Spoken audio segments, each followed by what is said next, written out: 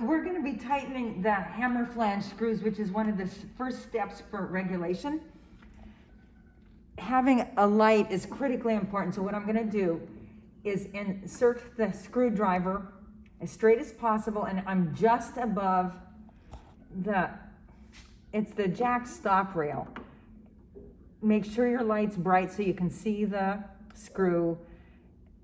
Make sure this slots in. The screwdriver slots securely in the screw, and turn the screw, and then just move along with it.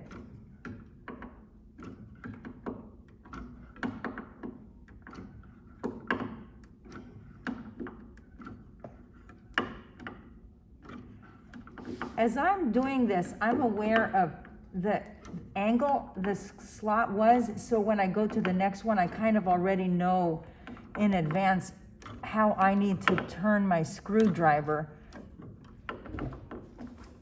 so that it will go directly into the slot. And again, having a good headlamp makes all the difference in the world for tightening these screws. Done. Okay.